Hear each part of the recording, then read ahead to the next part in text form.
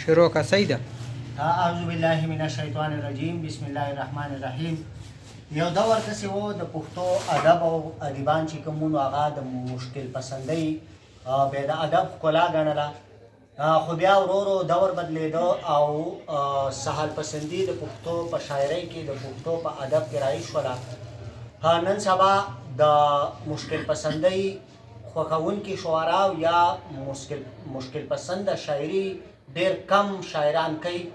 نو دا اوس موږ نشو ویلی چې کولی نشي یا یې کول نه غواړي، هغه ځان له یوه قیصه ده. به هر حال نن سبا چې دی نو شاعري انتهایي اسانه شوې ده، مشکل پسند شاعرانو کمی ده.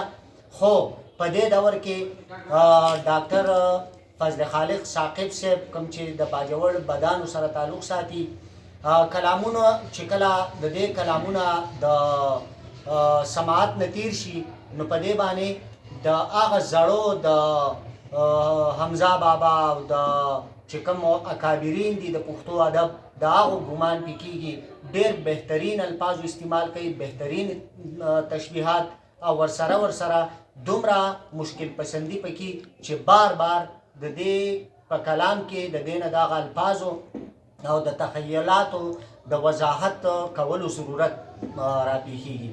نو د فضل خالق ثاقب صاحب نه به یو دوه غزلې اورو په دې امید سره چې کوم د پښتو ادب شوقیان دي، په مشکل پسند شاعري خوښوي، د پښتو مختلف ترکیبات، تشبیهات او چې کوم زاړه الفاظ دي چې اوس تقریبا متروک شوي دي، داسې الفاظو کم شوقیاني، نو د هغوی دپاره بهترین کلامونه فضل خالق ثاقب صاحب لیکلي شوي د هغه زباني. ډېره مننه سنګل صاحب. بسم الله الرحمن الرحیم. دا چې وړې د کنډولو د بنګ تلاس، دا چې وړې د کنډولو د بنګ تلاس ارتوي ښکاري د سترګو جنګ تلاس. واه ډېر ښکلی یار، ارتوي ښکاري د سترګو جنګ تلاس. ډېر ښکلی. چې غازه دې کړه په خط سرمه په سترګو، چې غازه دې کړه په خط سرمه په سترګو، گویا بیا دې کړلو توپ تپنګ تلاس.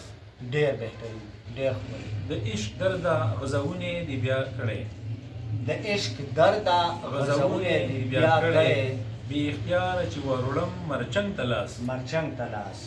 او باغ د زړه مې شو بدل لل مسارا کې، باغ د زړه مې شو بدل لل مسارا کې، چې مې کړو وړاندې د تور، چې مې کړو وړاندې فرنګ تلاس، چې مې کړو وړاندې ترکو فرنګ تلاس. د مجګانو هر گزار دې رسا لګي، د مجګانو هر گزار دې رسا لګي، اسې مه کوه لیندې خدن تلاس. اوه خدن غشي د زبردست. هر یو لاس د اخلاص نه وي غځېدلی، هر یو لاس د اخلاص نه وي غځېدلی، شمع هم راغځوي پتنګ تلاس. ګوهر د سمندر، چې ګوهر د سمندر د تل سیپۍ، اسې موړه د سکرو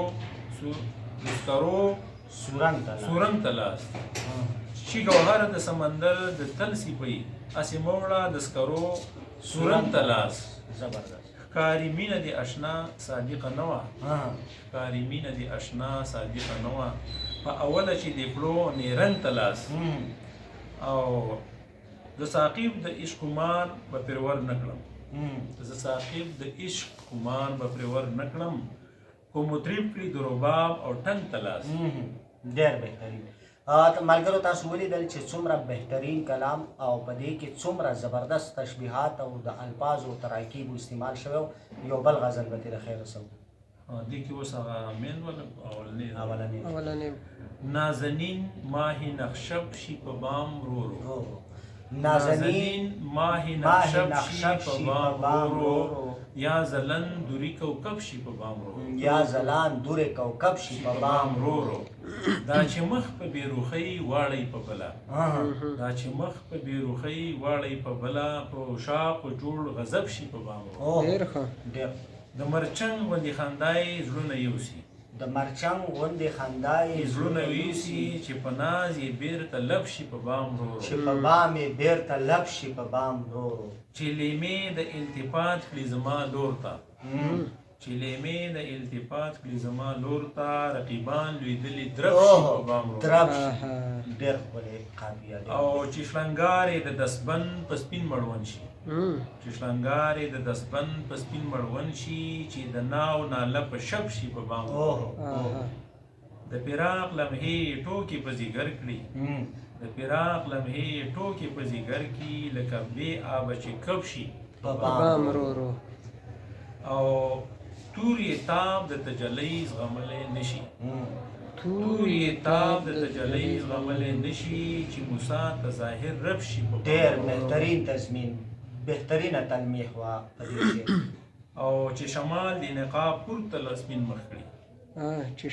چې شمال د نقاب پورته له سپین مخ کړي یو منظر پیدا عجب شي عجب شي ډېر ښکلی افسونګر نظر د لار د دیدن غواړي افسونګر نظر د لار د دیدن غواړي نو ثاقب پوی په مطلب شي په بام ورو ډېر بهترین ډېر ښکلي کلامونه په دې هیله باندې چې دغسې کلامونو شوقیان او خوښوونکي به زمونږ دا ویډیوز وختاً په وختاً ګوري او د دغه شانې جوور شاعرانو د زمانې کلامونو لیکونکي شاعران به موږ میلمانه کوو په دې امید سره چې تاسو به یې خوښوئ او داد او تحسین به پکې هم راکوئ ډېره مننه د الله په امان خدا حافظ. Save you.